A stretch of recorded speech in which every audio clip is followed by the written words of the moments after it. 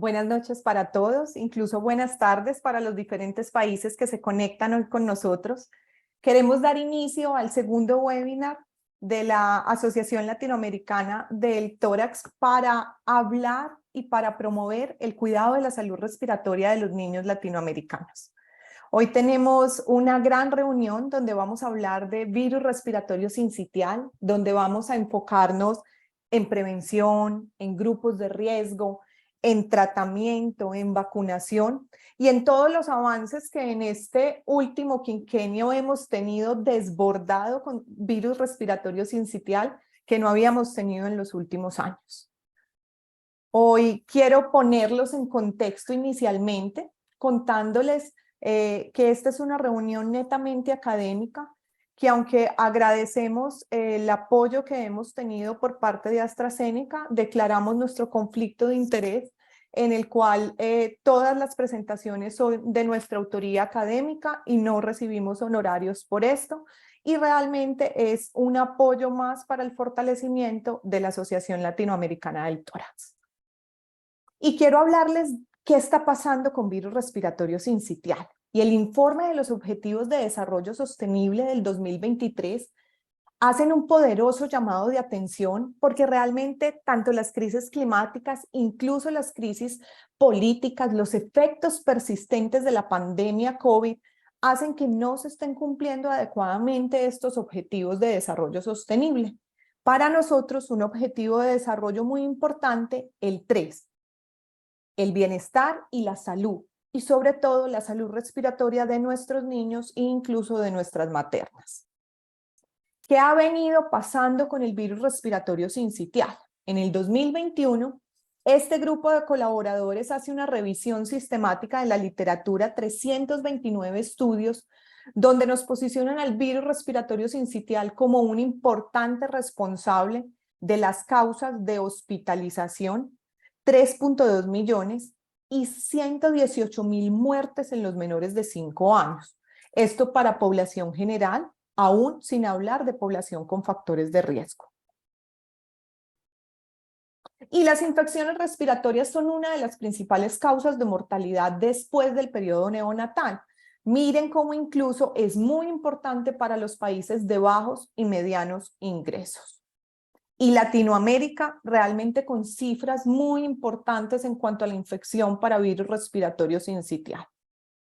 ¿Qué pasa en Lancet en el 2022 con el grupo de Lee?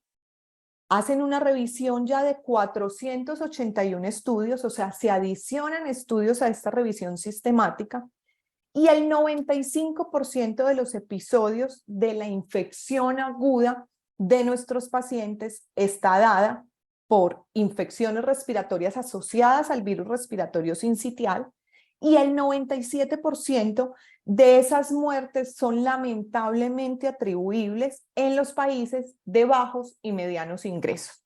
Entonces, para el 2019 la carga de sincitial es absolutamente importante, responsable de 3.8 millones de hospitalizaciones y de más o menos 100,000 muertes en los menores de 5 años. Y empieza a llamarnos algo la atención, y es que la población menor de 1 año y sobre todo los menores de 6 meses tienen una prevalencia muy importante en infección, en hospitalización y en muerte. Entonces, vamos reconociendo cómo hay un impacto regional del virus respiratorio sincitial y cómo cuantificamos los impactos. Clínicamente y médicamente, ¿qué hacemos? En morbilidad, en mortalidad, en hospitalizaciones, en costos económicos, en secuelas y en algo que también plantea la literatura que posiblemente vamos a discutir más adelante, y es los años de vida ajustados por discapacidad. Entonces, la infección patógena más importante de la infancia es el virus respiratorio sincitial y tiene una alta morbimortalidad, como lo vemos sobre todo para nuestros países latinoamericanos. Y para resaltar, empiezan a aparecer muchos autores latinoamericanos, en este caso Renato Stein, Fernando Pollack, empezando a resaltar qué pasa realmente con el sincitial, la hospitalización y la mortalidad, en grupos muy importantes como los menores de 1 año o como los menores de 6 meses, y demás grupos latinoamericanos hablando de qué pasa en Argentina, Colombia, México, Chile, Perú, Uruguay y Ecuador para la carga importante de infección, de morbilidad, de mortalidad y de hospitalizaciones.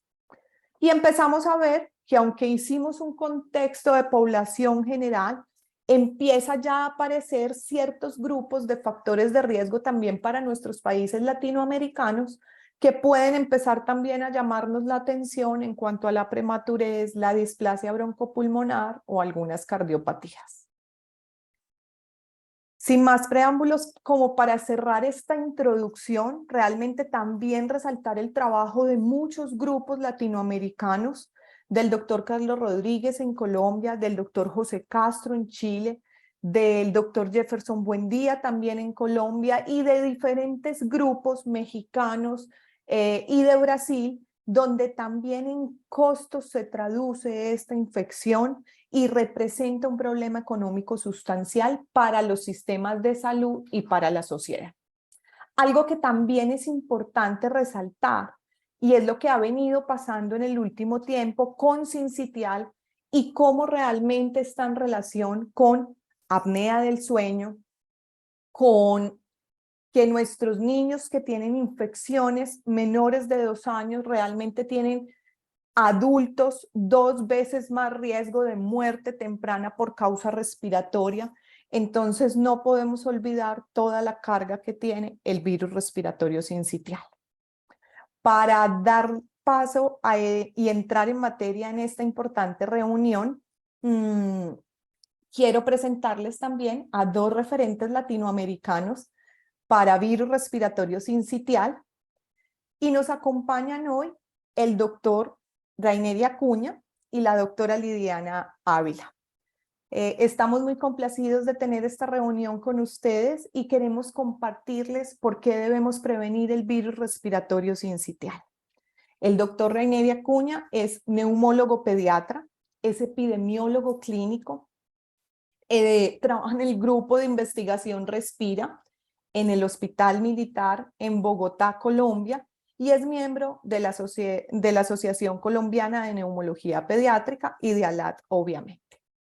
La doctora Lidiana Álvarez es neumóloga pediatra de Costa Rica, tiene especializaciones en administración, en servicios de salud y en liderazgo, es jefe de departamento de medicina del Hospital Nacional de Niños y del posgrado de especialidades médicas, y actualmente es nuestra directora del departamento de pediatría. Quiero darles hoy la bienvenida. Gracias por estar acá. Realmente son para nosotros un referente en el tema. Y posteriormente quiero que ustedes se sientan con una reunión que es para ustedes, para que compartan sus dudas, para que nos cuenten qué está pasando en sus diferentes países y podamos compartir al final una discusión o una serie de preguntas. Bienvenidos y de nuevo gracias por estar acá.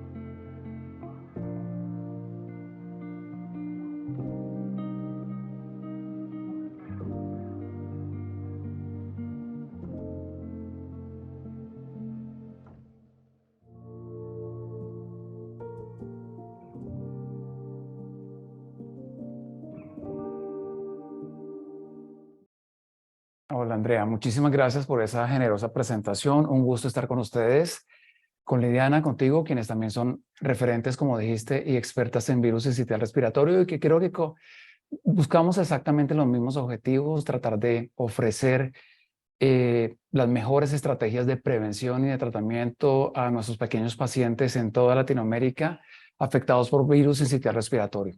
Un saludo muy especial desde Tijuana hasta el Calafate a todos nuestros colegas de ALAD, pediatras, neumólogos pediatras, residentes de pediatría, fellow de neumo, fellow de neo, que han decidido apostarle también a compartir estas experiencias en sincitial respiratorio relacionados con lo que ustedes tienen en sus diferentes países, y precisamente empiezo por esa parte. Creo que no hay nada como conocer su propia data con el propósito, Andrea ya lo decía, de poder establecer estrategias de prevención, sobre todo porque en los últimos 3 años tenemos todo un desarrollo tecnológico que nos va a llevar no solamente el anticuerpo que actualmente tenemos en prevención, sino al desarrollo de nuevas vacunas maternas. Saben ustedes que se acaba de aprobar la vacuna contra virus sincitial para 2 compañías farmacéuticas después de los 60 años, un grupo de edad, Lidiana, que creo que estamos en deuda de generar mucha más investigación, y esto sí se lo trasladamos a nuestros colegas de adultos, porque creemos que también hacen parte de un grupo referente de riesgo que está un poquito en el olvido y que quizás necesitaría también de los beneficios de este tipo de estrategias. Y por supuesto el desarrollo de otras vacunas ya en la edad de lactantes mayores, de lactantes menores, y por supuesto el desarrollo de nuevos anticuerpos. Andrea los introdujo un poquito acerca de la carga de enfermedad relacionada con el sincitial. Yo solamente quiero recordarles que hay muchos grupos en el mundo, quizás el grupo de Xi, el grupo de Li, el grupo de Harris Nair, de Mauricio Caballero en Argentina, nosotros a nivel local y seguramente en muchos de sus países. Escúchame si omito el grupo de investigación, porque sabemos que los hay en Guatemala, los hay en Costa Rica, los hay en Argentina, por supuesto que en Brasil y en Chile, ahora más recientemente en Panamá. Empiezan a generar toda esta data que se convierte en una condición sine qua non para poder determinar exactamente al grupo al cual vamos a dirigir estas estrategias de prevención. Ustedes conocen esta publicación muy global, con todas sus imperfecciones, porque desde el punto de vista metodológico hacer una publicación que involucre absolutamente todas las variables es muy complicado. Y aquí esto obedece básicamente que se tiene data de diferentes partes del mundo con diferentes ingresos económicos, con diferentes formas de pesquisar el sincitial, con diferentes grupos poblacionales. Y esto hace en definitiva que los análisis finales, infortunadamente, no sean precisos, no sean tan precisos como quisiéramos para tomar las mejores decisiones, y que probablemente tenemos un subregistro, particularmente en países de primeras economías, es decir, de bajos ingresos, en los cuales la data quizá no está tan completo como hoy en día sucede en los países de medianos y altos ingresos. Pero bueno, es lo que tenemos y creo que podemos lograr algunos buenos estimativos a partir de esta información. Andrea los había anticipado, 32 millones de casos global en todas las economías de sincitial respiratorio. De estos 33 millones, perdón, de estos casos de infección respiratoria alta o baja, aquí están involucradas las otitis, las bronquiolitis, las neumonías. 3 millones más o menos se hospitalizan y 118.000 a 120.000, de acuerdo a la literatura que lean, fallecen infortunadamente. Esos datos de por sí ya son alarmantes, pero yo creo que veamos la parte inferior de la ayuda, en la cual observan que el 99% de las muertes ocurren en países como el nuestro, ocurren en países como Salvador, como Guatemala, como Colombia, como Venezuela, y que infortunadamente la mitad de estas muertes suceden yendo hacia el hospital. O sea que esa es una oportunidad de oro para hacer prevención. Ven ustedes la data de cómo, miren, el 50-80% de esto nos demostró el grupo de Fernando Pollack y Mauricio Caballero hace ya un par de años en los excelentes estudios que voy a mencionar uno de ellos, cómo estos niños se nos mueren yendo hacia las instituciones intrahospitalarias. Es decir, por barreras sociodemográficas, particularmente interesante cuando el segundo hijo parece que se relajaran las personas en el núcleo familiar y consultan tan rápidamente. El hecho de que los centros sanitarios estén alejados de donde tenemos la mejor tecnología de diagnóstico y de tratamiento y el mejor personal sanitario formado desde el punto de vista científico. Y de entrada les suelto un dato muy importante. Por ejemplo, la tasa de letalidad, que representa el verdadero impacto de una enfermedad, se duplica en 2.4, de 1.2 en niños individuos a 2.4, solo por el hecho de estar más de 10 kilómetros de distancia al centro sanitario que le corresponde la atención a ese niño. Entonces podemos empezar a numerar, a hacer una lista de chequeo de cosas que podemos modificar, no solamente con anticuerpos, no solamente a futuro con vacunas, sino por supuesto que con estrategias de eliminar barreras de acceso y sobre todo entrenar a nuestros papás acerca de cuándo consultar tempranamente como consecuencia del establecimiento de una infección respiratoria. Y como lo decía también Andrea, la carga de letalidad se la lleva principalmente los menores a 6 meses, pero sobre todo aquel grupo que está entre los 2 y los 4 meses, básicamente porque agotan los anticuerpos, estos sí son nacidos a término, que han sido traslapados a través por vía placentaria durante el periodo de la gestación. Entonces, es un grupo gestacional en el cual cualquier estrategia de prevención, se me ocurre, lactancia materna, sí o sí debe estar a la orden del día con el propósito de reducir esta carga de enfermedad. Esto era lo que les decía, para que lo tenemos en cuenta. Y adicionalmente, no hay estudios en Latinoamérica. Nosotros estamos corriendo uno en este momento multicéntrico con el Hospital Militar de Argentina, el Hospital de Crianzas en Sao Paulo, para medir algo que yo subrayo en esta ayuda, y es cuánto nos cuesta. Creo que hoy en día hay mucho data de Centroamérica, de Sudamérica, que nos está alertando acerca del costo de enfermedad, pero no de los costos indirectos. Y este es un objetivo que tiene nuestro trabajo de investigación, porque sabemos que los costos indirectos pueden llegar a representar el 30% de la infección asociada a virus sincitial respiratorio, y que casi nunca se miden estudios. El hecho de que una mamá tenga que pagarle a alguien por dejar a su otro hijo en cuidado de un segundo cuidador, o por el ausentismo laboral, el ausentismo escolar, entre otra serie de variables. Solamente para mostrarles como primicia un artículo fantástico del Grupo de Canadá, que está liderado por la doctora Antillón, en el cual toman todos los datos de NER, todos los datos de Sheet, todos los datos de Lee, todos los datos de Mauricio Caballero, de Fernando, todos los datos, son casi 38 estudios hasta 2022, es decir, toma pre y post pandemia, y hacen algo que nunca se había hecho en estos estudios de carga de enfermedad, y determinar, acorde a los ingresos y acorde a la edad, cuál es el grupo que es más susceptible de jalar letalidad o de jalar hospitalización. Entonces, creo que lo ven, y muy fácil aquí en colorcitos, lo ven en color celeste, aquellos mayores a 1 año, y en colores café o en sus grados de café, aquellos menores a 12 años. Seguramente este resultado no es nada nuevo que ustedes conozcan, también lo había manifestado Andrea, principalmente la carga relacionada con modelos. Estos son modelos porque la diferencia entre modelo 1 y modelo 2. Modelo 1 es muy importante porque es el modelo de la captura de datos de los estudios que se hace estando el paciente hospitalizado, y modelo 2, uno de los más novedosos, que ya a nivel de comunidad. Ya les explico por qué es importante esta diferencia entre los dos modelos. Pero lo que vemos aquí es todos los desenlaces, los casos, las hospitalizaciones, las muertes dentro del hospital para todos los países, pero aquí es donde está la importancia de este estudio. Desagrega, acorde a los ingresos, al PIB de los países que están involucrados en esos 38 estudios, acorde a si es un país de bajos ingresos, medianos ingresos, como puede ser Colombia y Costa Rica, o de altos ingresos, como puede ser Chile, probablemente Brasil, y determina cómo es la carga de enfermedad. Entonces, fíjense cómo particularmente en los menores de 3 meses es donde se jala el gran número de hospitalizaciones, la tasa de letalidad más importante, sin importar que sea una economía más sólida que la otra.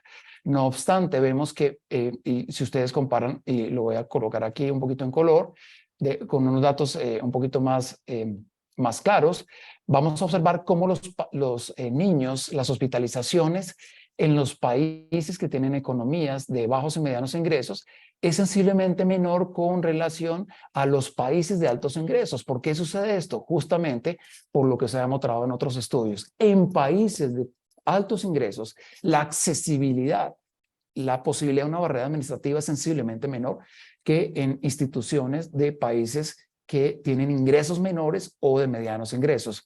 Es decir, hay menos hospitales, menos formas de que acceda a este paciente y menos personal sanitario disponible para este grupo de pacientes, y por eso ustedes ven, nos suena lógico que si yo tengo más dinero, tenga una mayor tasa de hospitalizaciones frente a un país de bajos ingresos o de medianos ingresos, algo que es susceptible también de corregir. Lo otro importante de este estudio es que corre un modelo muy interesante que no se había hecho en los estudios previos, que es un modelo aditivo de generabilidad cuando yo tengo datos continuos, es decir, datos en números que no tienen una distribución muy simétrica. Es decir, utilizamos o se utilizó en este estudio a través de modelos de estadística no paramétrica este tipo de modelamiento que le permite a usted calcular de una manera muy importante. Les prometo que este es el último comentario de epidemiología. ¿Cómo se comportan las medias, medianas y las incidencias pico de virus sincitial respiratorio acorde a la edad y acorde a los ingresos económicos? ¿Por qué es importante esto? Porque cuando yo saco datos de medias, medianas, cuando saco datos de incidencia de pico, puedo identificar qué tan eficaz va a ser a futuro una estrategia como la vacunación. Entonces, lo que vemos aquí nuevamente discriminado, aquí están todos los países, bajos ingresos, medianos ingresos, altos ingresos, y son datos globales muy generales a los que Andrea y yo había mostrado en el primer slide. Tenemos casos, aquí lo ven, entre los 24 y los 31 millones, tenemos hospitalizaciones entre 2.6 y 3.5 millones de hospitalizaciones global en todo el mundo. Tenemos muertes entre 16.000 y 22.000, pero fíjense cómo esto va cambiando. Voy a tomar el ejemplo de Colombia, de Costa Rica.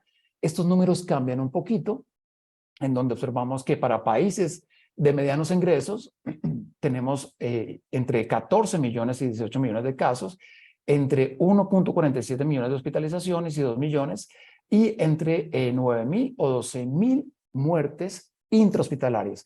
Fíjense que este número varía sensiblemente con el número anterior porque cuando se hace en forma de multinivel, estos resultados son muy diferentes en países de bajos ingresos versus países de altos ingresos. Visto de otra manera, en el momento en que implementemos estrategias de vacunación o de inmunización con anticuerpos, hay que pensar en estos datos, en que la carga de enfermedad es completamente diferente, probablemente en Nicaragua, a diferencia de lo que sucede en el Brasil o lo que puede suceder en Chile. Y la efectividad ya en campo, en vida real, de una estrategia de prevención probablemente va a resultar mucho más eficaz en un país que tenga una carga de enfermedad mucho más alta. Les había dicho la otra, que por qué el grupo de Antillón es novedoso en este análisis, básicamente porque, de nuevo, si tomamos países como Colombia, como Costa Rica, y vemos la mediana de muertes que está entre 5.000 y 19.000, se calcula que a futuro la vacunación a través de los cálculos utilizando la mediana, como va a hacerse en este modelamiento, va a prevenir el 50% de las muertes. Si nosotros hacemos un cálculo de medianas para países de menores ingresos, ya no va a ser el 50, sino el 60% probablemente, y quizás en países de medianos ingresos, si apuntamos directamente a la mediana, entonces vamos a concluir que probablemente la eficacia de la vacuna para disminuir muertes va a estar por debajo del 50%. Este es un juego que tenemos que tener muy en cuenta a la hora de establecer la eficacia y ya en población, en vida real, la efectividad de una estrategia como la vacuna, como los anticuerpos monoclonales. Aquí vemos, esto es lo más importante de identificar factores de riesgo. Qué bueno es que anteriormente teníamos solamente la información, esto es global, es un estudio fantástico de tiene colaboradores donde decía, mire, los pacientes con sensibilidad a los que usted tiene que modificar el umbral de severidad, prestarles mayor atención, controlarlos, darles más educación, probablemente reservar más camas o reservar el presupuesto, son aquellos que tienen prematurez, aquellos que tienen bajo peso al nacer, que son hombres, que tienen hermanos, en los cuales la mamá fuma o tiene exposición de segunda mano, y aquellos que no han sido expuestos a lactancia materna o que tienen hacinamiento con más de 7 personas dentro de su domicilio.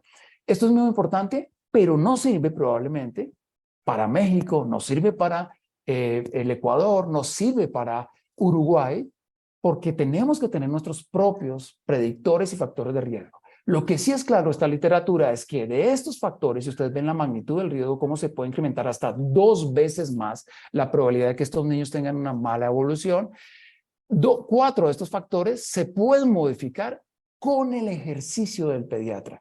El primero, en un buen control prenatal y del ginecólogo, un buen control prenatal, minimizar los bajos pesos al nacer, estimular la cesación tabáquica en el grupo familiar que se identifica y favorecer la lactancia materna.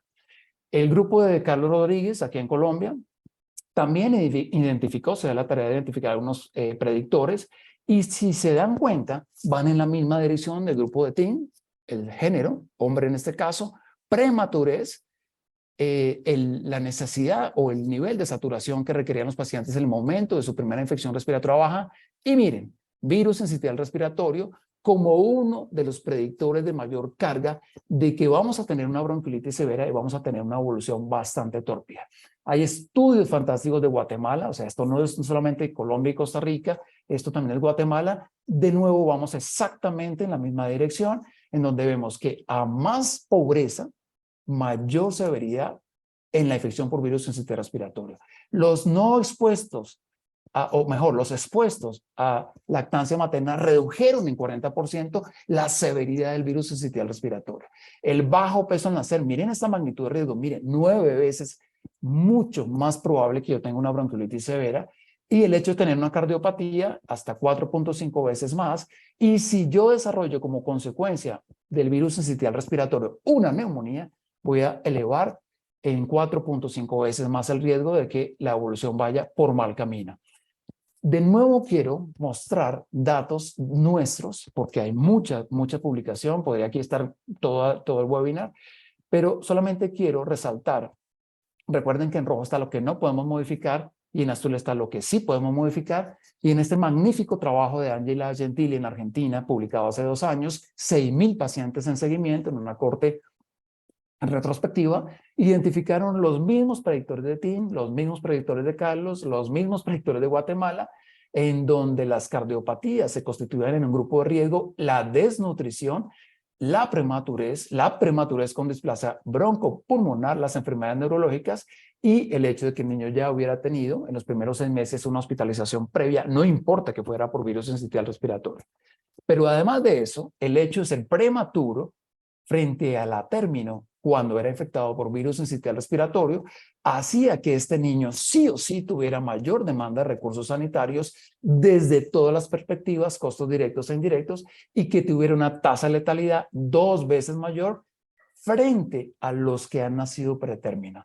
Entonces, vuelvo a insistir, podemos hacer cosas para tratar de reducir la carga de enfermedad asociada a sensitividad respiratoria.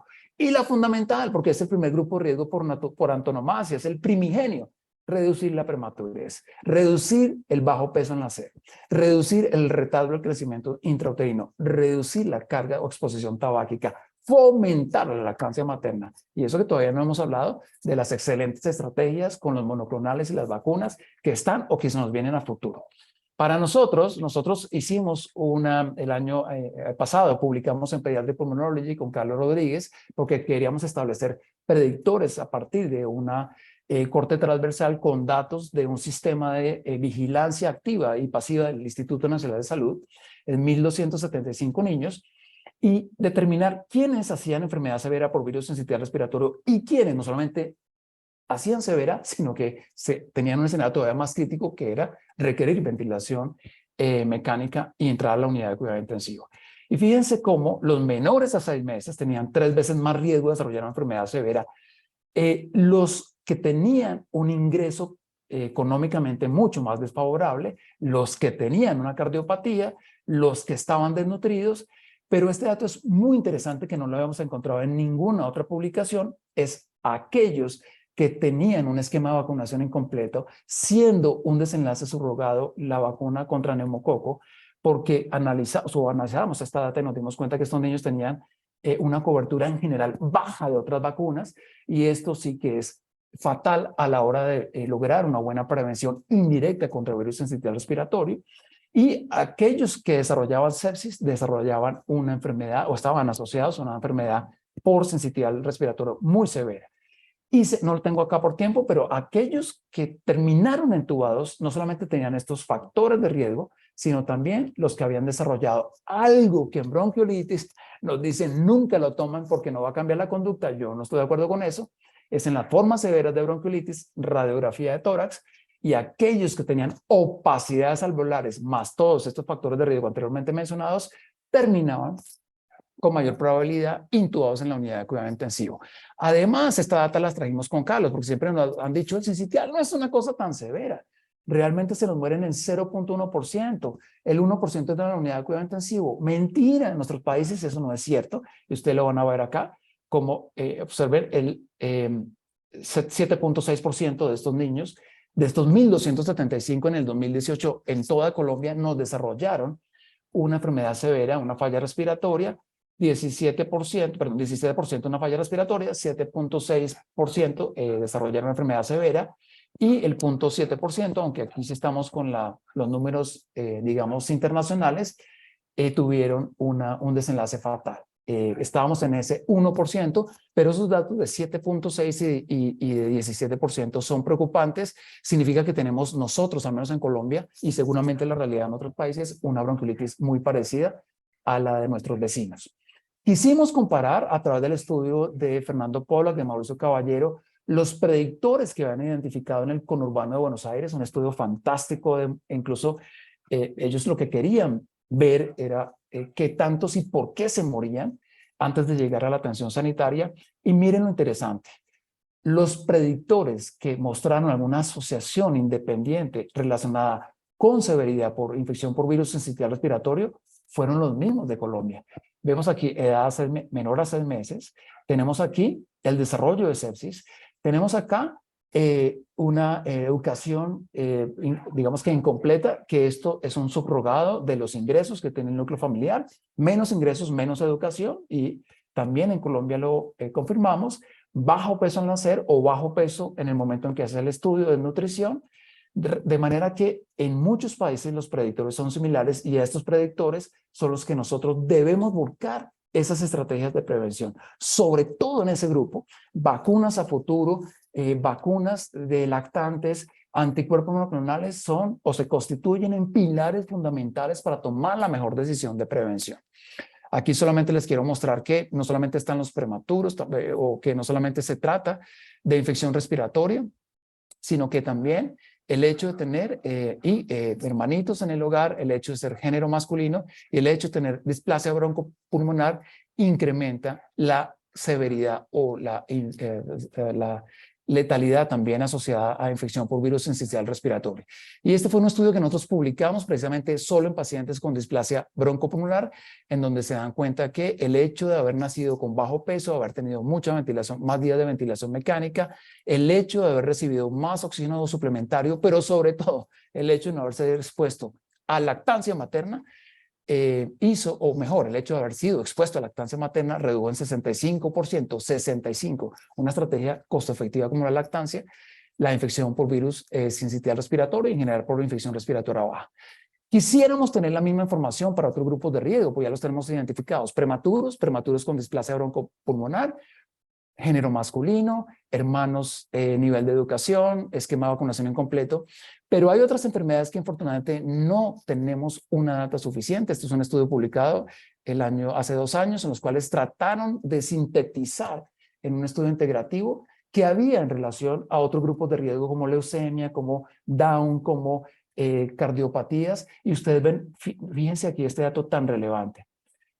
Para establecer el riesgo en prematuros hay 11 estudios que tienen un relativamente buen diseño, pero cuando ya vemos fibrosis quística, cardiopatías, cuando vemos leucemia, cuando vemos qué tan lejos está ese niño de la atención sanitaria y enfermedades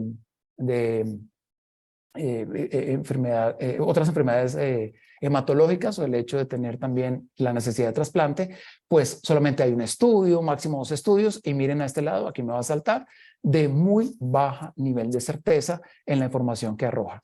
Entonces, a la hora de definir si estos pacientes realmente necesitan una estrategia de prevención o modificar su umbral de seguridad, quisiéramos tener una mejor evidencia.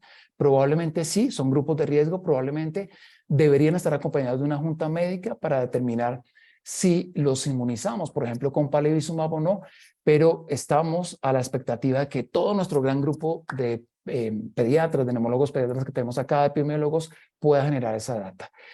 En referencia a mortalidad o a letalidad también, perdón, en letalidad, es muy diferente a mortalidad. En letalidad tenemos pocos estudios también. Este es uno de los que se publicó hace ya casi 10 años.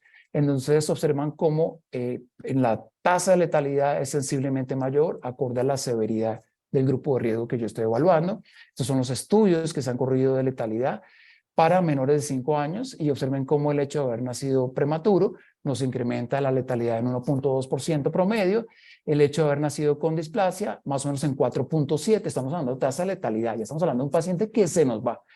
Con cardiopatía, el promedio aquí nos da más o menos 5.8%, mientras que el riesgo de un niño que ha nacido a término sin ningún factor de riesgo, realmente la tasa de letalidad si acaso está entre 0.5 y 0.8%. Entonces, ¿por qué prevenir sincitial respiratorio? Justamente por esto, creo que es unos resultados que ustedes también conocen, el estudio Castor de cómo observamos que definitivamente la bronquiolitis está a la orden del día, tanto en niños que son prematuros o no prematuros, pero particularmente en prematuros y cuando hay infección por sincitial, el riesgo es 4 veces mayor en aquellos niños menores a entre 29 y 32 semanas. Observen cómo se incrementa el riesgo por sincitial y en 7 veces por cualquier otro virus como rinovirus o complejo enterovirus. Y estos niños, infortunadamente, después del sincitial, quedan también a mediano y a corto plazo con secuelas. Y también lo que quería mostrarles en esta ayuda es cómo, no importa que sea el primero, segundo o tercer año, sigue habiendo un riesgo significativo de que haga sibilancia con relación a niños que nacieron a término.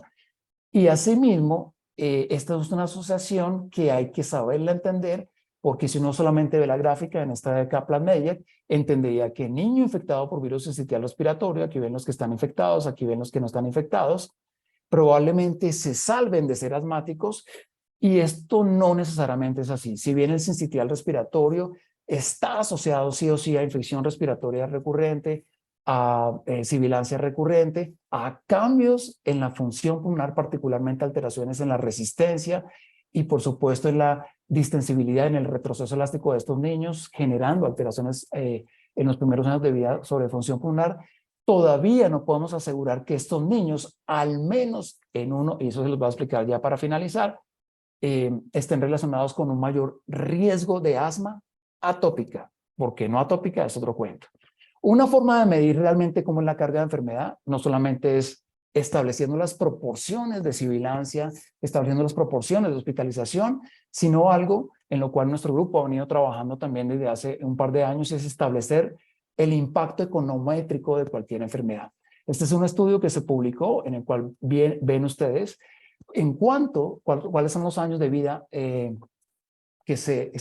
por discapacidad que se ajustan por año, y observen cómo principalmente entre los 0 y los 12 meses tenemos casi 100,000 años de vida ajustados a discapacidad, y cuando se hacen los modelamientos, incluso un poquito más adelante, después de los años, sin importar si es una bronquiolitis por sincitial leve, moderado o severo, vamos a tener un importante compromiso en la calidad de vida. Es decir, el paciente que le estamos entregando a la sociedad o se muere, porque aquí hay parte de esta carga, mortalidad, o se entrega con alguna discapacidad respiratoria del tracto gastrointestinal, de la coordinación succión-deglución, o incluso depresión familiar sobre las secuelas que ha tenido ese sincitial. Y fíjense cómo modelando los 2 años, tenemos aquí que se pierden hasta 34 dailies por cada 1,000 niños año en este modelamiento que se hizo con 10,000 iteraciones utilizando un modelo de Monte Carlo. Entonces, ¿qué relevancia tiene esta data? Con esto termino.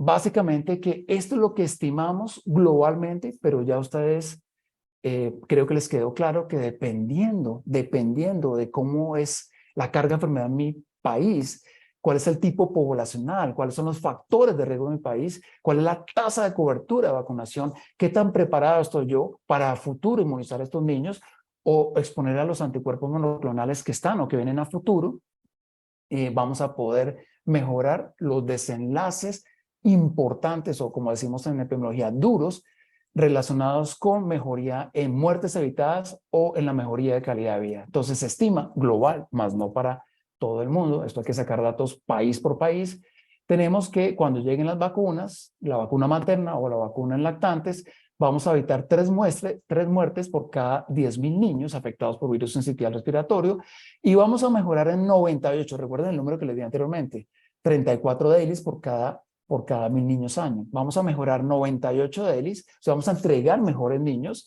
por cada 10.000 niños sobre los que se hace la estimación. Y los nuevos anticuerpos monoclonales van a evitar 5 muertes y van a entregar 137 años de vida, de mejor calidad de vida para estos niños que tienen afectación por virus sincitial respiratorio.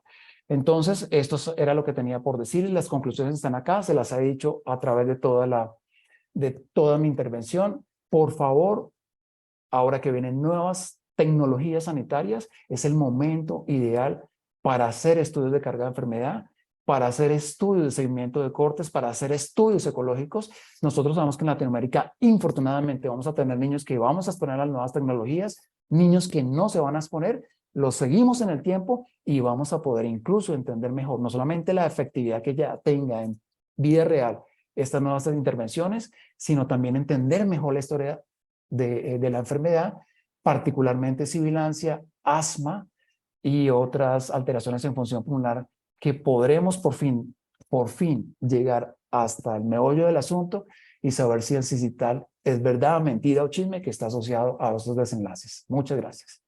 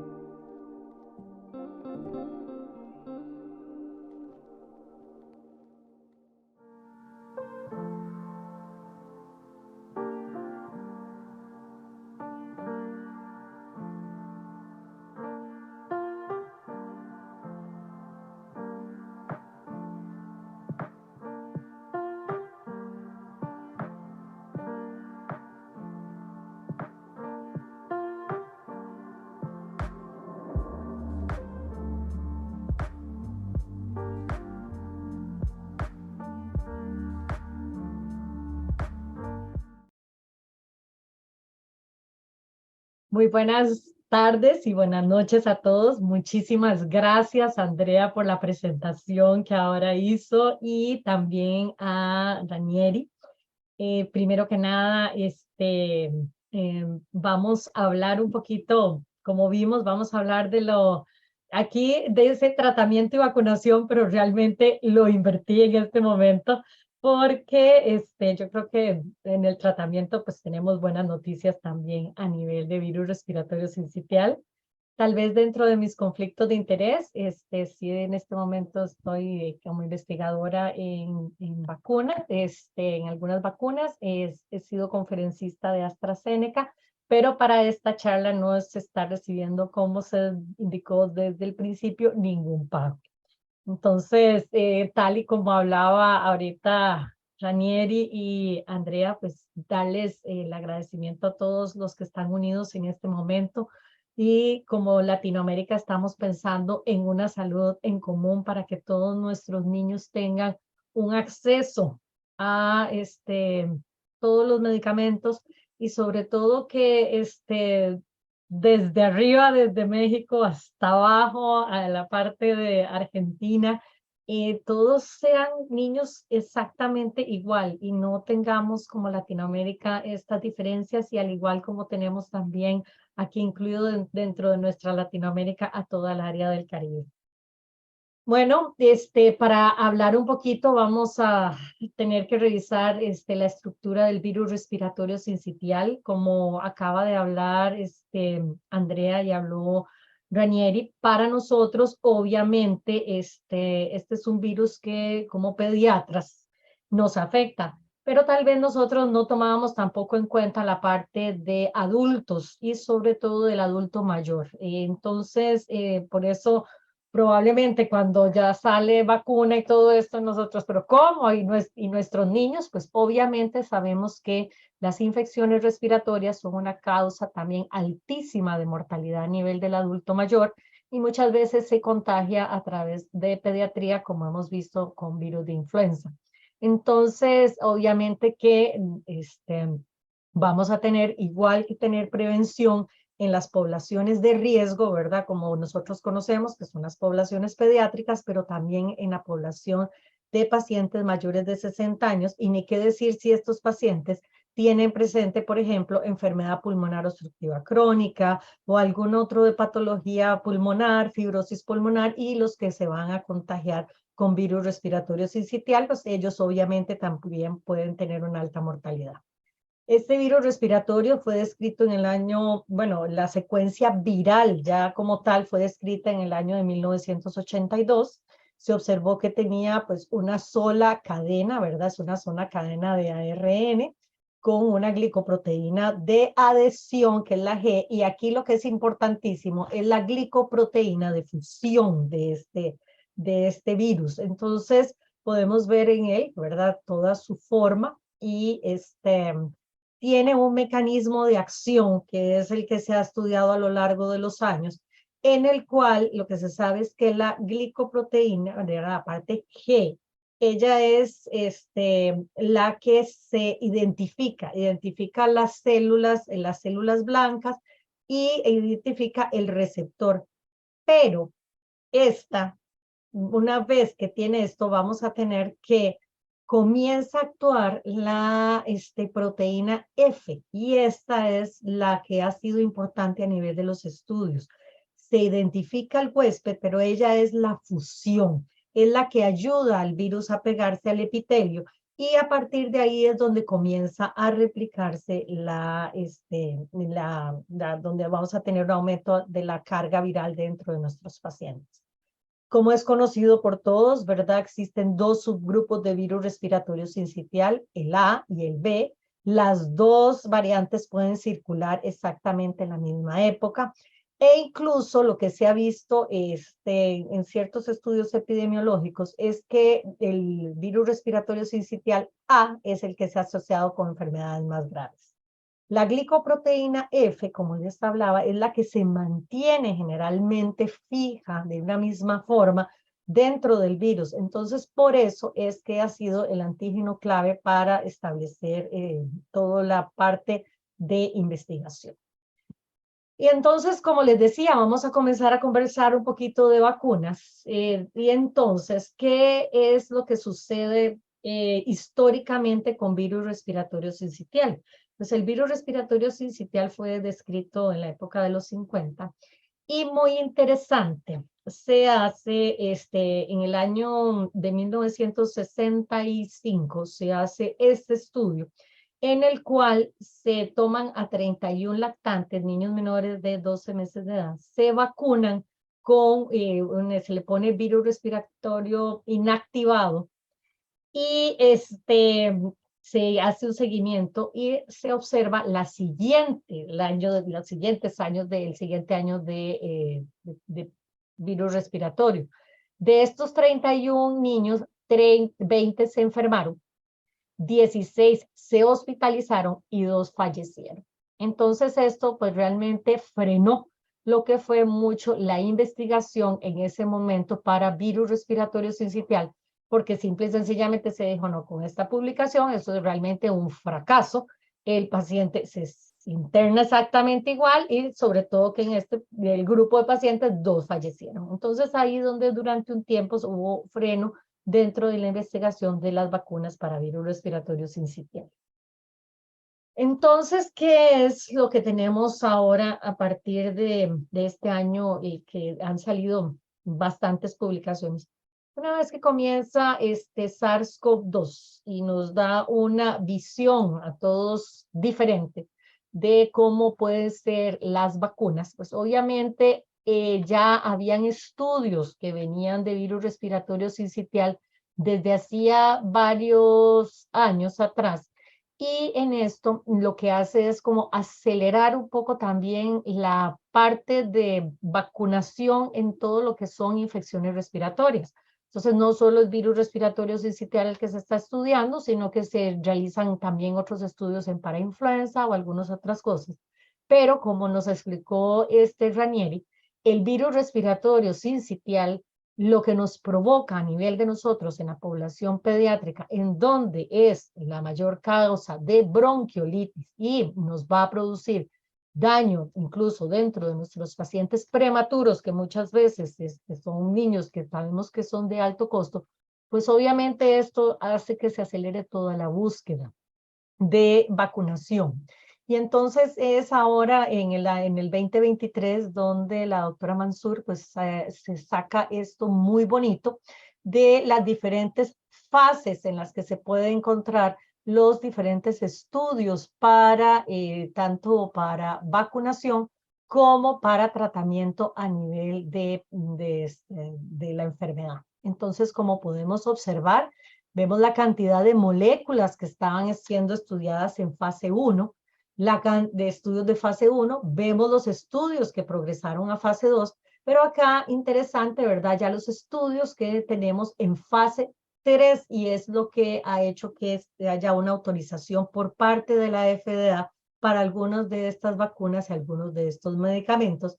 Y como podemos observar, se incluyó a madres embarazadas, que esto también es importante porque si nosotros pensamos en las estrategias a nivel de pediatría de vacunación, nosotros tenemos claro conocimiento que si a la madre se la vacuna en el último trimestre de embarazo, como por ejemplo sucede con vacuna de tosferina, esa madre va a dar una cobertura a su niño durante las primeras 8 semanas de vida, para que ya después comience el esquema de los 2, 4, 6 meses. Entonces, pensando en esto es que precisamente las vacunas comienzan también a aplicarse en madres embarazadas y en diferentes tipos, por ejemplo, ahora en un estudio bastante grande que ahora vamos a ver que se publicó en el New England Journal.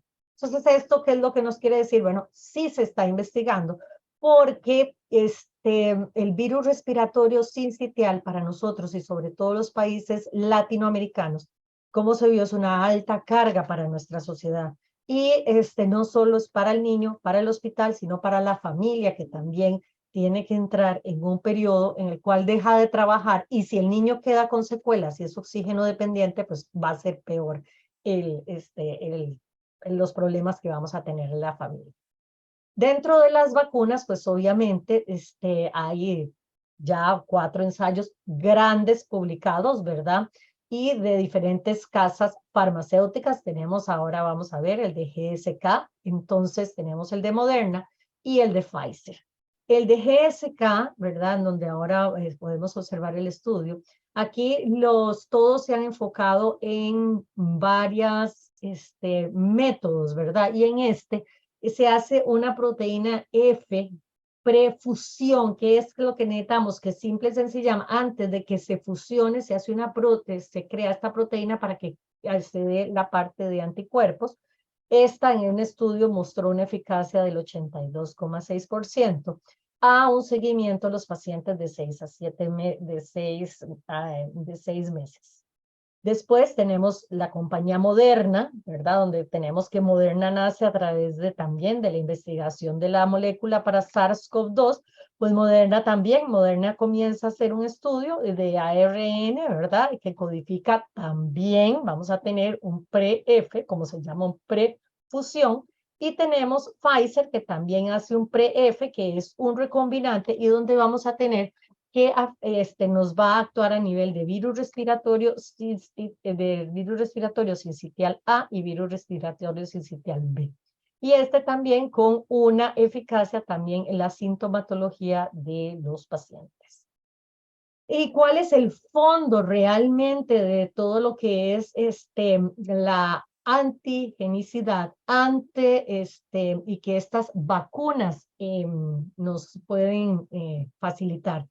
Tenemos simple y sencillamente que cuando hay un virus respiratorio sincitial, pues se va a tratar de fusionar con la membrana de las células epiteliales, y es ahí donde las vacunas estas van a trabajar en la prefusión, que es lo que se habla, donde se van a hacer antigenicidad, se estabiliza la célula y entonces no se desarrolla lo que es la enfermedad en sí, que esto también es importante, en donde ya tenemos que estas vacunas también nos van a afectar, pues obviamente, donde van a trabajar a nivel de esa genética de los virus respiratorios, del virus respiratorio sincitial. Entonces, aquí es donde podemos observar lo que ya artículo, ¿verdad? Que cuando sale precisamente el artículo ahorita en el año 2003, que este es el que nos da paso. Este es un estudio que se realizó en 17 países, ¿verdad? Y el estudio, pues realmente lo que mostró es que los pacientes, como les decía, tenían una eficacia del 82,6%. Vamos a tener que es importante que se tomaron tantos pacientes de hemisferio norte como de hemisferio sur, ¿verdad? En pues interesante, tenemos pacientes Bélgica, Canadá, Estonia, Rusia, España, ¿verdad? Estados Unidos, Australia. Recordemos que también el estudio que realizó la compañía Pfizer también, ¿verdad? En que también se incluye población también de tipo latinoamericana. Y lo que se ve es que el paciente en su seguimiento, vean, esto es bastante grande, ¿verdad? Tenemos 24.960 participantes dentro de este estudio, y entonces, pues obviamente se ve que una única dosis pues nos va a proteger a ese adulto mayor de 60 años, que esto es importante también que lo tenemos que tomar en cuenta, porque como les decía, nosotros como la parte de pediatras y neumólogos pediatras muchas veces no nos damos cuenta de la cantidad de fallecimientos que podemos tener a nivel del abuelito que está en la casa, de la abuelita, del bisabuelo, y que simple y sencillamente también el virus respiratorio sincitial produce una gran carga económica en este tipo de población en los hospitales encargados de geriatría. Por otro lado, ¿verdad? Como les enseñaba, el estudio también a nivel de vacunas, pues la parte importantísima que se toma a este grupo de mujeres embarazadas, ¿verdad? Se toma a un grupo y se hizo este estudio fase 3, vea que es un estudio en el cual se randomizaron, ¿verdad? Y fueron 7.392 mujeres a las cuales se les aplicó la vacuna, y se les aplicó en el tercer trimestre del embarazo. Que esto es, bueno, alguna de las cosas que nosotros nos tenemos que plantear. Qué dicha, va a proteger y nos tenemos a los niños de término. Pero ¿y qué pasa con nuestros prematuros? Como a que hablaba Ranieri, ¿verdad? ¿Qué pasa con esos niñitos que son, pues obviamente es la población en la que siempre nosotros tenemos que también pensar en este grupo que está en riesgo y con una mayor tasa de mortalidad?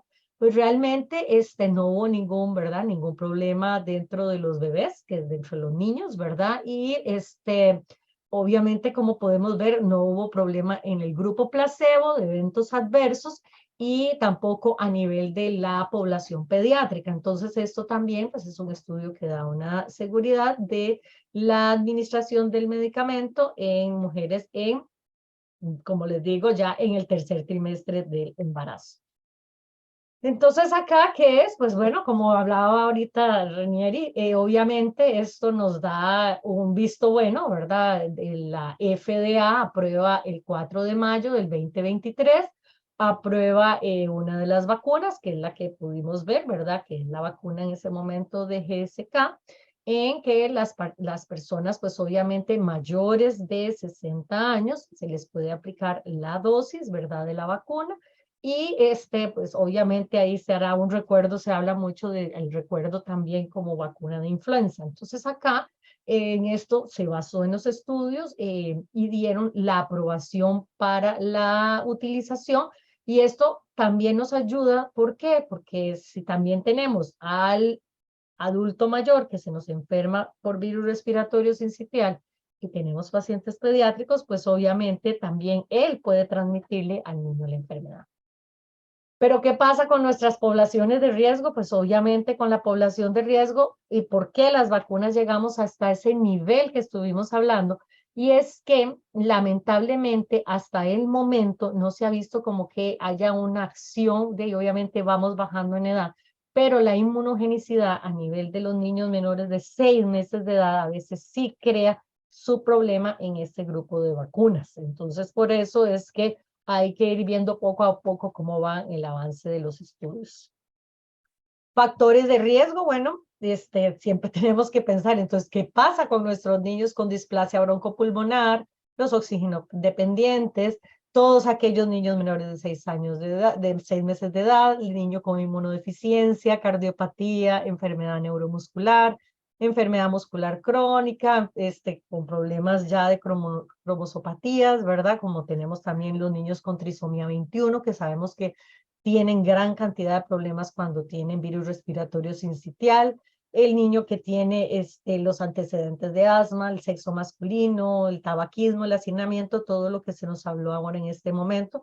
Pues para el momento lo que existe como es la aplicación, digamos, de lo que son los anticuerpos monoclonales. En este momento el que nosotros teníamos, por eso teníamos solo aprobado, que era el palivizumab, ¿verdad? La inmunoglobulina monoclonal con el 95% humanizada y 5% aminomurina, por eso es la parte del SUMAM, como se llama, ¿verdad? Precisamente por la estructura que tiene y que siempre desde todos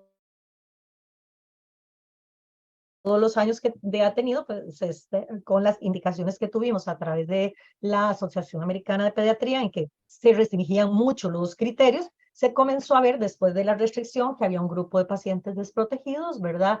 Y en los cuales este grupo de pacientes, al estar desprotegidos, pues obviamente se nos iban a enfermar, que eran todos aquellos niños que tuvieran por encima muchas veces de 29 semanas de edad gestacional.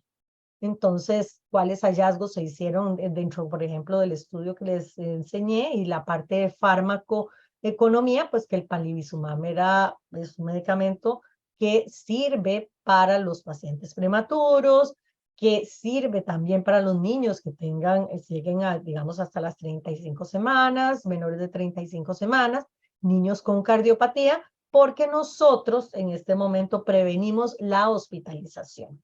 Entonces, de ese estudio fue muy interesante que la profilaxis se habló de que era rentable, tal y como habló Rani, muchas veces es muy difícil también hacer estos estudios de costo-efectividad, pero en el Reino Unido, con las indicaciones que habían salido, ahí Canadá también a nivel de la Asociación Americana de Pediatría, entonces en este momento se hicieron estos estudios para los pacientes, sobre todo con displasia broncopulmonar, los cardiópatas, y también que esto demostraba que la profilaxis era rentable. Nosotros muchas veces nos preguntamos por qué en estos grupos no aparecen tanto los cardiópatas, que es un grupo de riesgo que nosotros tenemos y que lo vivimos mucho en Latinoamérica. Recordemos que en muchos de los países que tenemos de ahí en Estados Unidos, en la parte de Europa, tienen como método anticonceptivo lo que es el aborto y entonces en este momento cuando se dan cuenta de que un niño viene con una cardiopatía, sobre todo si es a veces compleja o por ejemplo una trisomía 21 con un canal AB, pues esto no llega, digamos, se utiliza el aborto, entonces por eso es que muchas veces en todos estos países no tenemos la información, la data de las cardiopatías porque no son tantos como en muchos de nuestros países latinoamericanos en el cual esto no está aprobado entonces obviamente nosotros también vamos a tener este grupo de pacientes que tenemos que pensar. Y aquí también, por ejemplo, como la palivizumab, otro en estudios de niños de alto riesgo, ¿verdad? En el cual que se demostró que eran pacientes que tenían prematuros, ¿verdad? Y que el único efecto que hizo que el niño no terminara en una unidad de cuidados intensivos, pues fue el uso de palivizumab. Esto es importante.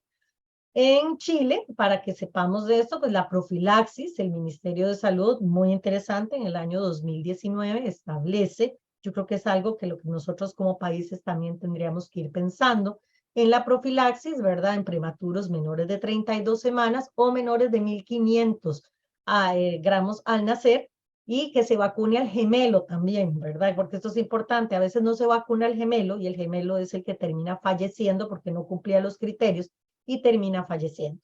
Esto en pacientes menores de 1 año de edad, lactantes se toman con cardiopatías congénitas, hemodinámicamente significativas no resueltas, o con cardiopatías cianóticas secundarias a cardiopatía de alta complejidad, y en donde se habla de un máximo de 5 dosis. Entonces esto es, digamos, dentro de la inmunoprofilaxis que nosotros pasiva que tenemos en nuestros pacientes.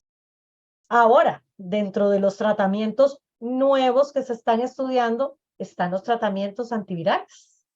¿Y qué ha sucedido con los tratamientos antivirales? Si nosotros podemos observar los tratamientos antivirales, como incluso vimos con SARS-CoV-2, hemos visto con influenza y vimos con el mismo virus respiratorio sincitial cuando se aprobó la ribavirina al principio nebulizada, es que simple y sencillamente parece que funciona y como todo, ¿verdad? Y después todo echado para atrás. Entonces, acá sí hay estudios con tratamientos antivirales, ¿verdad?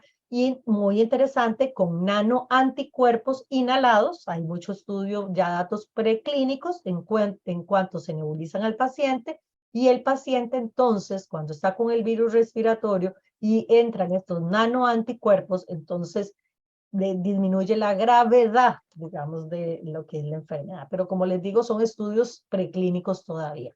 Como podemos observar, esto publicado en el año 2017 en el de Clinical Microbiology, en donde podemos ver gran cantidad de estudios, ¿verdad?, que se estaban realizando con inactivación de partículas virales, con ¿cómo se llama? Fusión, como podemos ver, trabajando a diferentes mecanismos del virus, trabajando a nivel de diferentes mecanismos de las partículas para poder inactivarlas, a nivel de los nucleócidos. Entonces podemos ver que siempre se sigue investigando. Pero en este caso, obviamente, cuesta mucho, y sobre todo a nivel viral uno ve que cuesta mucho todo lo que son los medicamentos, porque siempre, incluso posteriormente, muchos llegan a desarrollar la resistencia.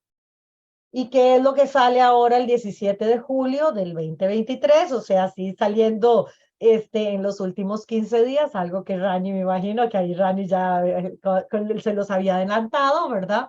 Y es la aprobación por parte de la FDA, pues, de un nuevo medicamento, ¿verdad? Que es, como vemos, también es un anticuerpo monoclonal. Este anticuerpo monoclonal tiene una ventaja, es una sola dosis, ¿verdad? Y se hace en neonatos que se pone en niños y en bebés nacidos durante la época de virus respiratorio sincitial o entrando a ella, y se utiliza en niños también, ¿verdad? De 24 meses, que están vulnerables debido también a infecciones severas por virus respiratorio sincitial. Aquí es importante, ¿verdad? ¿Qué es esto? La aprobación es por la necesidad que se ha dado. Tenemos que recordar que el año pasado y este año nosotros estamos viendo esta tridemia, ¿verdad? Que estamos viendo influenza, virus respiratorio sincitial y SARS-CoV-2, pues obviamente basados en estos estudios en varios ensayos clínicos en los que vemos que se incluyeron cantidad de niños prematuros importantes, niños nacidos entre las 29 semanas y las 35 semanas, porque tenemos que ver que estos son, digamos, obviamente anticuerpos para esos pacientes precisamente de riesgo y en los cuales se le utiliza una dosis, y se vio, pues obviamente, que el niño era protegido cuando estaba versus el niño que utilizaba placebo. Entonces, por lo tanto, ya tenemos ¿verdad? Este nuevo medicamento, pues obviamente lo que vamos a ver, los efectos secundarios que se hablaban, que no se habían visto, como siempre se viene con las advertencias, pero que no se había visto más allá de lo que se había visto también con palivizumab. Entonces, para que tomemos en cuenta que ya esto está también, ¿verdad? Ya lo tenemos. Yo creo que para nosotros ha sido un gran avance. Este año tenemos que estar alegres de que ya para los adultos la vacuna mayores, y que nosotros ya otro nivel, pues de ahí vamos a tener este nuevo medicamento, ¿verdad? Como les decía, el anticuerpo monoclonal, pero que en los países que lo estamos utilizando, el palivizumab, pues entonces también ver cómo están nuestras guías, ¿verdad? Precisamente para dar un beneficio a todos los pacientes. Es interesante para contarles incluso que ya uno cuando revisa la literatura, los anticuerpos monoclonales, por ejemplo, hay estudios de palivizumab que se ha tratado de utilizar incluso intravenoso, pero en ese momento eso no se ha visto que funcione. Porque uno diría, por eso, porque si lo ponemos intramuscular, no lo podemos poner intravenoso, no, porque el medicamento, estos medicamentos lo que hacen es que, recordemos, es una inmunidad pasiva, ¿verdad? Para este grupo de pacientes. Entonces, por eso es que son generalmente las 5 dosis en ese caso de palivizumab, y en como les digo, que se aprobó, pues sí se está viendo que el paciente por lo menos sí se sostiene sin generar infección severa por virus respiratorio sincitial. Como conclusiones, ¿verdad? Obviamente no nos podemos olvidar. Yo creo que la pandemia nos dejó muy claro, ¿verdad? Igual que cuando tuvimos en el 2009, cuando hubo H1N1, ¿verdad? Que la higiene de manos sigue siendo importante. La lactancia materna, ¿verdad? Ahí lo que hablábamos, y nosotros tenemos que estimular, y lamentablemente en Latinoamérica hemos perdido mucho campo en esa, ¿verdad? En esa batalla. Entonces hay que recordar la lactancia materna, donde esta madre, sobre todo de prematuro, va a pasarle sus anticuerpos. Tenemos que recordar que en los prematuros no está pasando. Una buena educación, la eliminación obviamente del fumado, que nos va a provocar todo daño del epitelio respiratorio de estos niños, las medidas para prevenir el parto prematuro, los usos de inmunoprofilaxis en los pacientes que requieran, y ahora con esto agregamos la vacunación en los pacientes también que requieran. Tenemos que tomar esto en cuenta. Yo creo que esto es importante dentro de las medidas que tenemos que ir haciendo como países, porque recordemos, como vimos, que es una enfermedad con una alta carga para nivel de cada uno de los sitios latinoamericanos. Muchísimas gracias.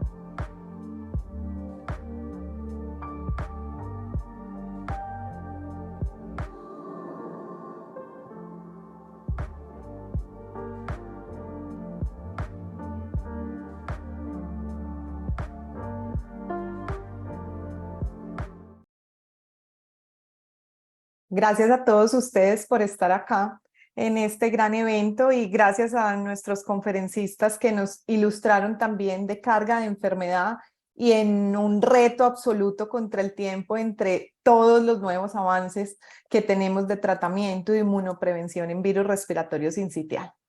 Quiero transmitirles algunas preguntas del público, las primeras encaminadas al doctor Acuña, y es que hay algunos interrogantes del virus respiratorio sincitial, como en la etapa post-COVID, en lo que nos contaba de pronto la doctora Lidiana, en eso que estamos viendo de conjugación de virus. Entonces, si creemos que se ha modificado un poquito la carga de enfermedad en esta etapa post-pandemia.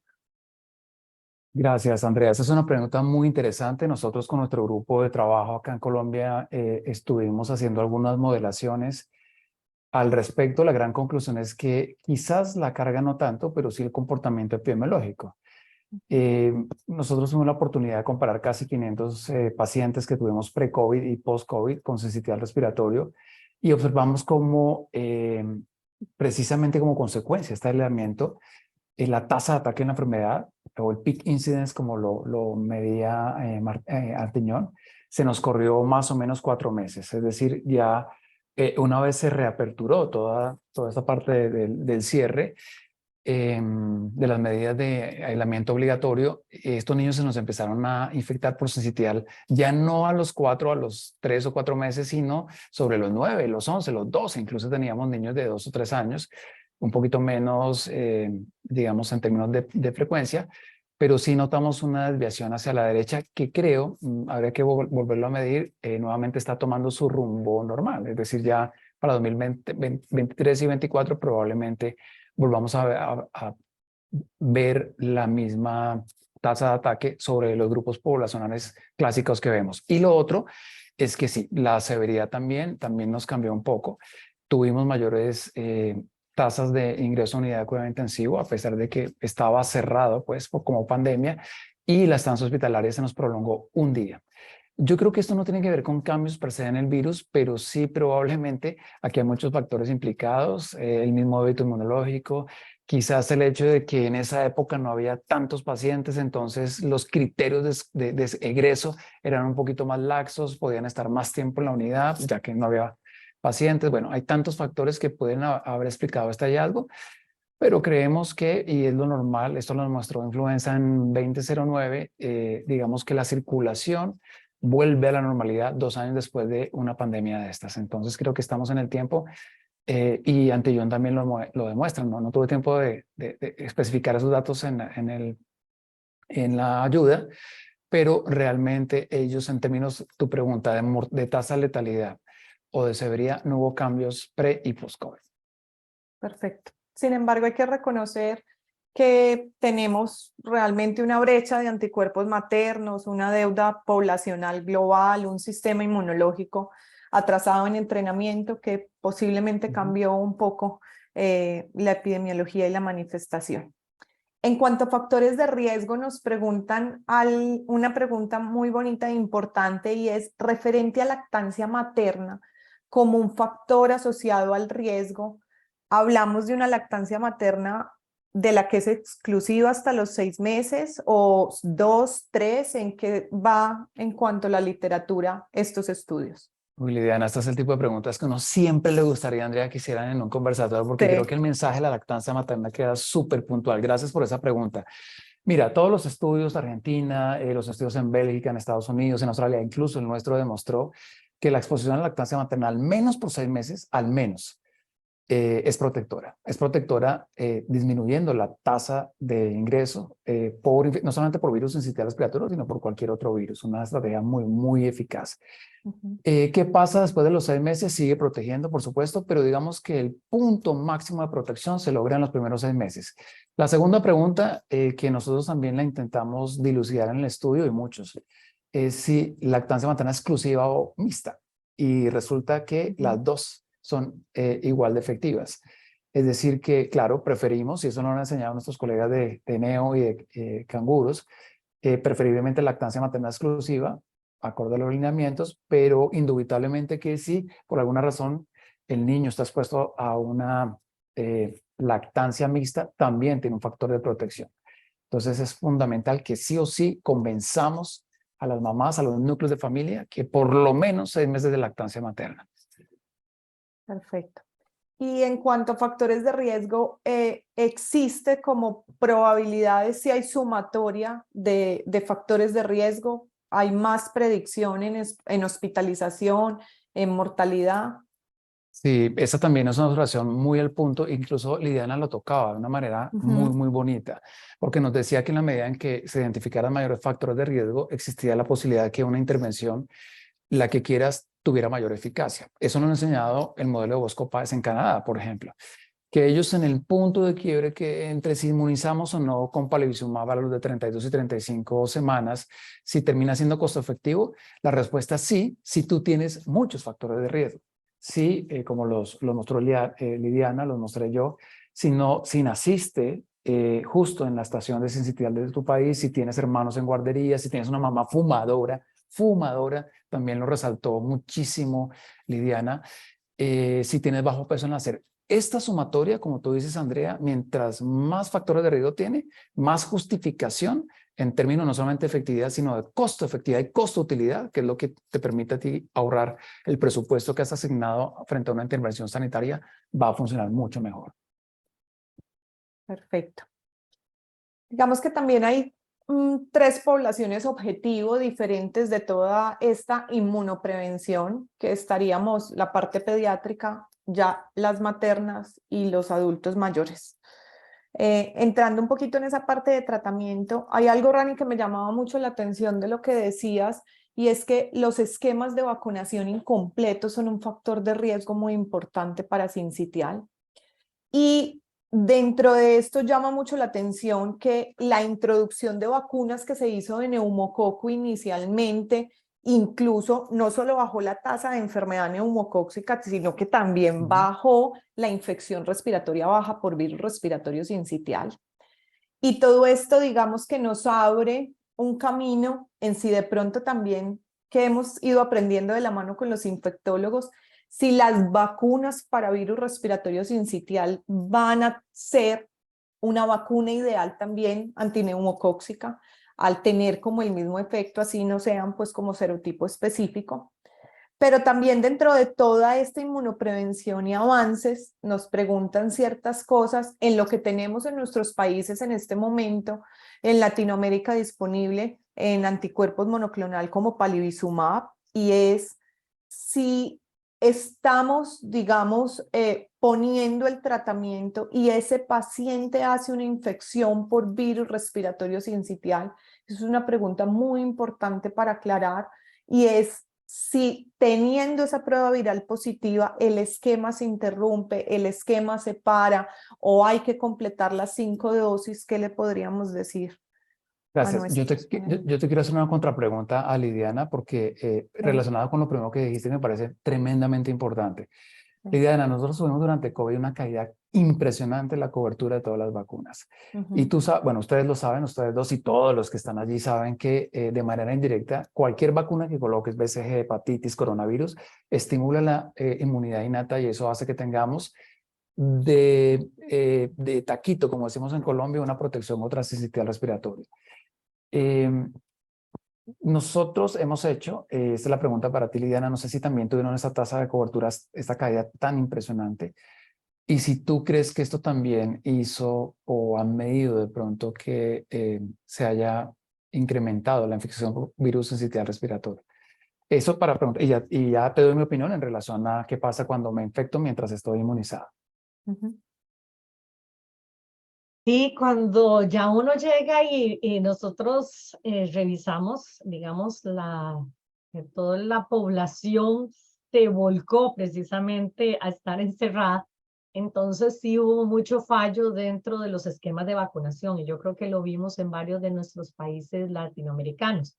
Y obviamente, como vos decías, la vacunación viene a estimular este sistema inmunológico, y eso forma parte también de lo que se ha descrito de ahorita lo que decía Andrea, de esta deuda inmunológica que tienen nuestros niños, ¿verdad? Entonces, obviamente, que por eso probablemente tenemos este grupo de niños susceptibles que estuvieron encerrados, no tuvieron lactancia materna, y algunos fallaron en sus esquemas, y entonces esto realmente nos pone de riesgo, nos puso de riesgo yo creo que el año pasado y este año. Probablemente yo creo que para el próximo año ya la mayoría de los niños ya otra vez volvieron a enfermarse, las mamás embarazadas volvieron a enfermarse también, entonces da chance a pasar. Y los esquemas, sí lo han visto los infectólogos, han estado mucho en la parte de SLIPE, me he dado cuenta, tratando de trabajar eso, porque realmente empeoraron los pacientes. Y algo que decía Andrea, cuando virus respiratorio también se ha visto que camina muy a la par, como sobreinfección ha caminado con los años a la par de neumococo, ¿verdad? Entonces, obviamente que a la hora uno también de bajar, de disminuir mucho la infección, también de estos pacientes, probablemente muchos la infección por virus respiratorio sincitial pasó a ser algo más leve, porque ya no se sobreinfectaron, digamos también que es una de las cosas que se ha venido hablando. Entonces, esperemos que con la mejora, que es lo que tenemos que trabajar todos a nivel de Latinoamérica, tengamos una menor cantidad de internamientos de estos niños. Y como decías, Rani, yo pienso como vos, esa inmunidad de taquito. Ok. Andrea, con relación a la pregunta, si estamos en la segunda o tercera dosis, nosotros sí la suspendemos. ¿Por qué? Por dos razones. La primera de ellas, porque sí o sí el paciente, así sea una inmunidad efectuosa, genera una protección contra sincitial.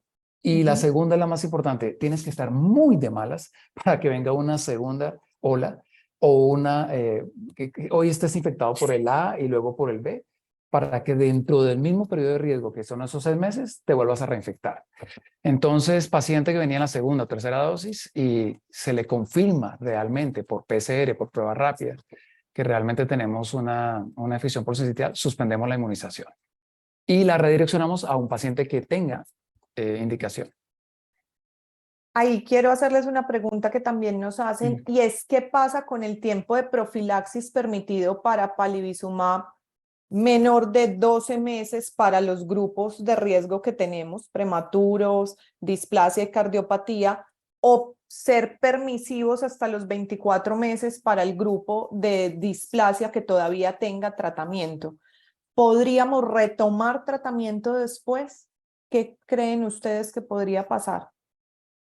Para Inmunoprevención, nosotros, no tratamiento. Rani, yo creo para nosotros y Andrea, como Latinoamérica, nosotros en este momento, pues obviamente no tenemos los recursos, yo creo, para utilizar esos 24 meses como vemos que hacen otros sitios.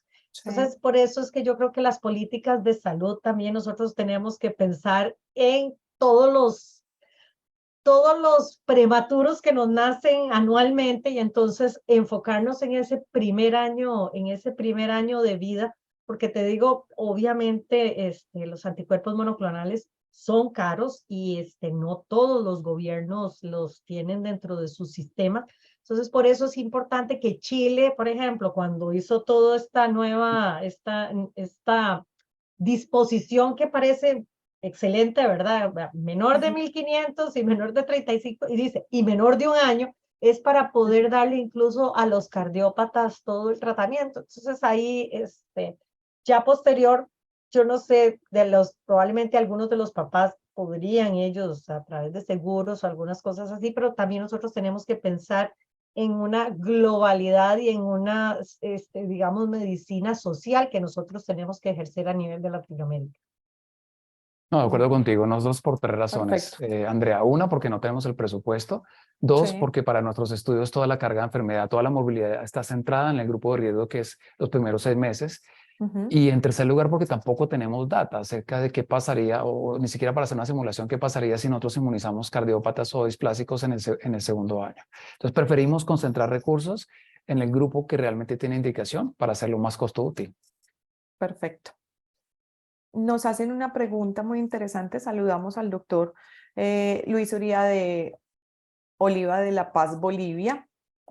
Nos cuentan que han tenido varios casos de pacientes mayores de 60 años con infección por virus respiratorio sincitial, incluso asociado a exacerbaciones asmáticas o incluso con varias comorbilidades. Y si este grupo fuera de ser el grupo de vacunación autorizado, podría tener inmunoprevención, inmunoprofilaxis, como lo hacemos en nuestra población pediátrica. En la población pediátrica, como ponerle anticuerpo monoclonal a la población pediátrica. Realmente las vacunas, estas nuevas que están saliendo, se ve que dan una buena protección, que están dando una muy buena protección, una protección segura al adulto mayor. Entonces, realmente es hacia eso, hacia que van dirigidas las políticas de salud, primero por economía, ¿verdad? Y hay que ver precisamente de cada cuánto voy a tener lo que se habla de repetir la dosis, ¿verdad? Y aquí es importante que digamos, tal vez con el COVID, se comenzó también, o sea, esta población estaba visibilizada, pero no realmente, porque si uno veía las políticas de salud, todo estaba hacia influenza. Entonces, ahora es que ya se ve, ¿no? También este paciente con EPOC, pacientes con fibrosis, por ejemplo, pulmonares, son pacientes que se mueren por virus respiratorio sincitial. Entonces, por eso es la población en este momento de elección para utilizar la vacuna, con una muy buena respuesta. Andrea, tú me conoces, bueno, y Lidiana también, yo soy apasionado por los números, solamente te dejo este dato en mayores de 80 años para que veas del estudio de Antillón. Por eso a mí me parece un estudio súper importante que todos lo conozcamos.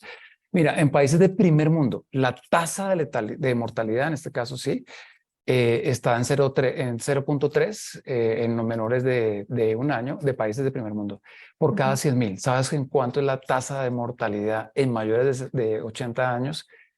En este estudio se multiplica por 2.443 fallecidos por cada 100.000. O sea, esos números justifican la colocación desde los 60 años de una vacuna, sobre todo con los resultados tan buenos como había mencionado Lidiana. Perfecto. Bueno, en aras del tiempo, quisiéramos quedarnos en una discusión más amplia, pero saben que siempre cuentan con la Asociación Latinoamericana del Tórax para todas las dudas. Quiero hacer acá un reconocimiento incluso a lo que nos cuenta el doctor de Bolivia, y es que quisiera participar en estudios de investigación del grupo Respira, de Rani o de cualquiera de los grupos latinoamericanos, porque nos faltan datos epidemiológicos. Él lo reconoce en Bolivia, pero no solo en Bolivia. Posiblemente hemos sumado esfuerzos y han aparecido muchas publicaciones latinoamericanas, pero necesitamos cada vez conocer más nuestra carga global de enfermedad. Entonces también esto es una invitación a que estas actividades son para promover el trabajo en equipo de Latinoamérica por la salud respiratoria de nuestros niños y en vincularnos en trabajos colaborativos que nos permitan establecer esto. Esta es una nueva era. Aprender de virus respiratorio sincitial como nunca nos había pasado es volver a retomar la inmunología, volver a entender qué es la proteína F, qué es esos targets inmunológicos y antigénicos, cuáles subunidades van a generar más anticuerpos neutralizantes o no, y cómo descubrir de la mano de lo que tenemos de anticuerpos monoclonales en nuestras regiones, cómo identificar pacientes con factores de riesgo y establecer estrategias más costo efectivas para nuestros países. Muchas gracias a ustedes por estar acá y compartir con nosotros este gran espacio de ciencia académica y todo en pro de la salud de nuestros niños. Rani y Lidiana, gracias por estar acá con nosotros. Con mucho gusto, muchas gracias. Un honor compartir con ustedes. Dejen mi correo para el doctor Uri, a los que quieren. Si quieren compartir alguna iniciativa, por supuesto que bienvenida. Les ayudaremos con la poca o mucha experiencia que tenemos en investigación, y qué bueno que estén interesados en que hagamos trabajos multicéntricos. Gracias de nuevo, gracias Lidiana por la invitación. Gracias a LAD. Realmente aprendí mucho, Lidiana, también de ti, Andrea, y de eso se trata, yo creo que la medicina, de hacer transversalidad y generar conocimiento. Muchas gracias.